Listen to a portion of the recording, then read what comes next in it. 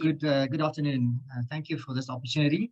Um, I thought that the transport chapter provided quite a comprehensive record of the impacts of the pandemic and of government regulations over the short term, especially on traffic volumes and to some extent on the operators of transport services as well. I think in general, I think it would be useful for us to reflect a bit more broadly on the what we learned from this experience for the transport sector and whether the responses from the industry and from government were actually adequate, and what can we learn about these responses for the future. So I have a few just high-level kind of takeaways from the chapter that I presentation this morning. And the first thing is, it's clear that the transport sector is very vulnerable to both demand and supply shocks, and that's you can see that from the depth of the demand drop that was very well illustrated across all of these sectors that we saw this morning within the transport industry.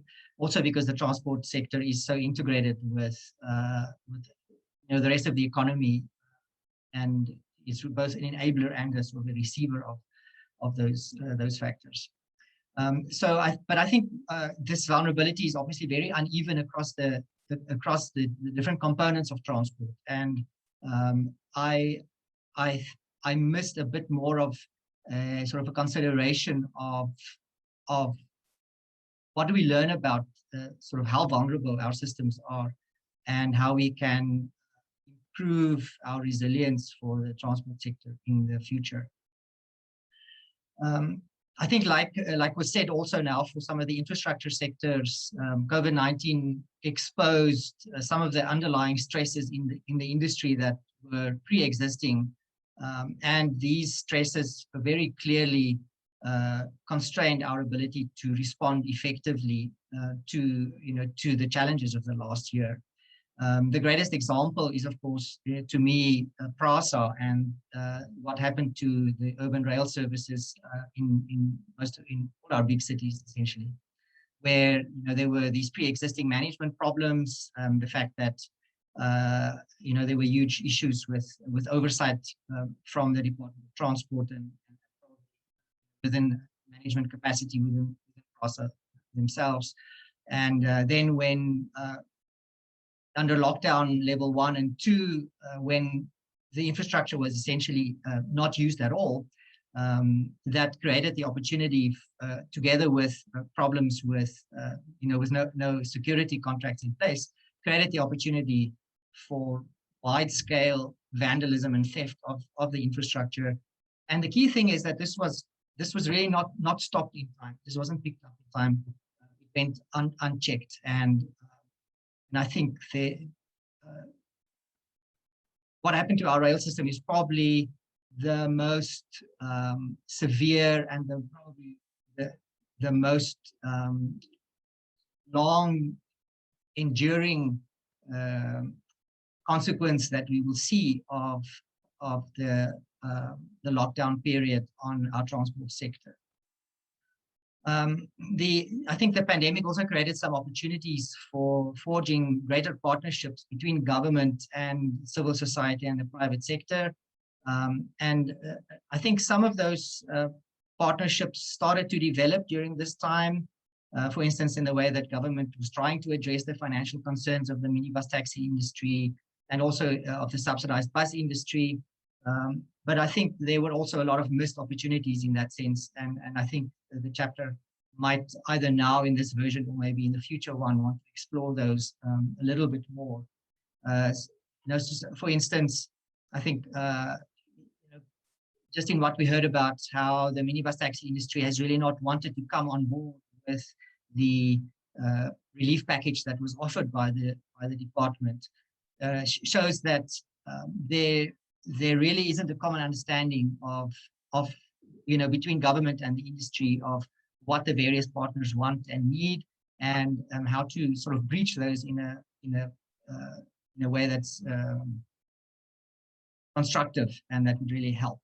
I think there are also sort of missed opportunities in terms of shifts in work patterns for workers, because we saw a huge shift in working from home.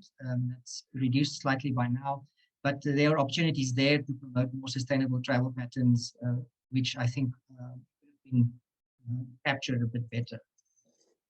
So just I have a few other comments about I think things that could receive a bit more attention, either in this version of the chapter or maybe in the future one. These really relate to, let's call it, the secondary impacts of the pandemic and the regulations. So the first sort of primary impact would be the reduction in demand and constraints on construction activity and things like that. But I think the secondary and longer term kind of issues are really the ones which we should exercise our minds on, to see what we can learn about this from the future. Some of that needs to be, I think, maybe explored a bit more in our thinking around COVID response. I think the chapter didn't really talk very much about user impacts and what the changes in both the regulations and the supply of transport meant for public transport users. For instance, well, for all kind of transport users. So for instance, for public transport users, the effect of reduced services and of the fare increases, the fact that a lot of people that used to take the trains had to shift over to other modes that were more expensive. I mean, do we have any data on what this did for livelihoods and for mobility and accessibility in cities, for instance? I don't think there has been much study of those kind of issues, but I think those kind of questions from the demand side could be asked at this point, even as a recommendation for future research. I think related to this, very little was said of the shift towards remote working and remote shopping and remote online education and so on, and what the impacts of those were on the transport industry and transport demand, and also how these things might endure or change into the future. And I think there are important lessons to be learned here about how consumer preferences, how elastic they are, and also how they might how some of those shifts, especially, for instance, to working from home, might be made a bit more permanent, because there are obviously sort of good sustainable transport kind of benefits associated with less work commute and less work travel. Some people internationally have called this, the greatest natural experiment that we've ever had in terms of sustainable transport. Now, it's not the kind of experiment that we want to have necessarily for these reasons, but we certainly learned some things about preferences for work from home and who can do it and who not. There have been some studies around work and employment patterns and how that affects commuting patterns and preferences. And I think some of those could also be captured in the chapter, that if it looked at user impacts a bit more specifically, instead of being scattered around the chapter. The chapter mentioned walking and cycling right at the end, but I think in light of the fact that walking and cycling initiatives are, firstly, very squarely in the sights of our transport policy nationally, and secondly, also walking and cycling initiatives have been seen to be a very a big winner in many other countries during this past year, where governments have really taken the opportunity to invest in better non-motorized transport facilities, and where also a lot of people have started to use walking and cycling because it is a safe alternative to being in a vehicle. We haven't seen that happening in South Africa to any extent, very little actually. There's been a little bit of thinking in the broader South African literature around what we've seen and what we haven't seen in that respect. So I think it might also be worth just capturing that in this chapter to a little bit more depth, and again asking the questions, what do we learn from this, even at this early stage, around capturing those opportunities. Around intergovernmental relations and institutional capacity and so on, I think it would be useful to reflect a little bit more deeply on what we've learned about what, how we can manage such big shocks to the transport sector better in future. The transport sector is different from something like electricity or energy because there are such a very wide range of role players, and it's a very disjointed kind of industry. But I think we should reflect more on what kind of structures we should be putting in place to make sure that we can respond effectively and quickly and in a coordinated manner in a better way to such shocks, such as we've seen in the past year. So how can we prepare ourselves better in terms of mobilizing emergency structures for communication and for decision making and so on within the industry in the future. And I don't think I've seen very much of that at all, even in the media. And then, of course, the whole issue about institutional failure, especially around the rail system, that needs to be unpacked, I think, much more. I had a question about impacts on the road sector, and especially in terms of road maintenance. That was mentioned in the infrastructure chapter just now. I think it's maybe worth asking whether the drop in road maintenance activity last year has led to any long-lasting or longer-lasting impacts on proper maintenance of roads. The maintenance programs and the maintenance budgets for municipalities and provinces and SANRAL, and how those things will play out over time. And then also the toll road operators, the concessionaires that are operating toll roads under contract to SANRAL, as well as SANRAL themselves, who's a toll road owner.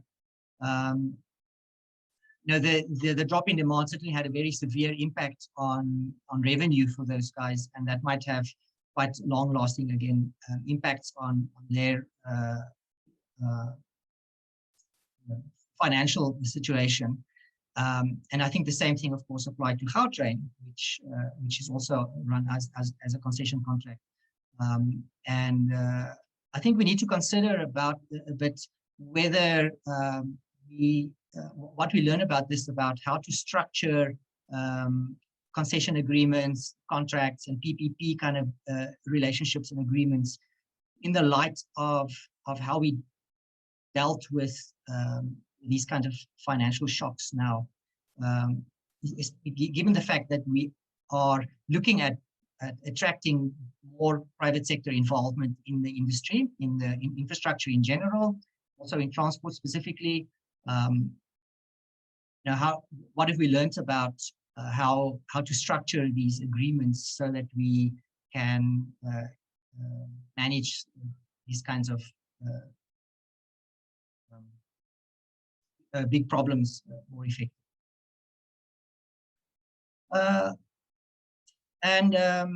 So I think sort of the overall sense from these last few points is that I think there's some learning for the longer term that we should be taking from what we have experienced up to now. A lot of that is, I'm sure, is still being learned and still in process. I think we should try to capture what the thoughts are around that, and probably highlight some of these questions for maybe the next round of your. Thank you. That's all from me.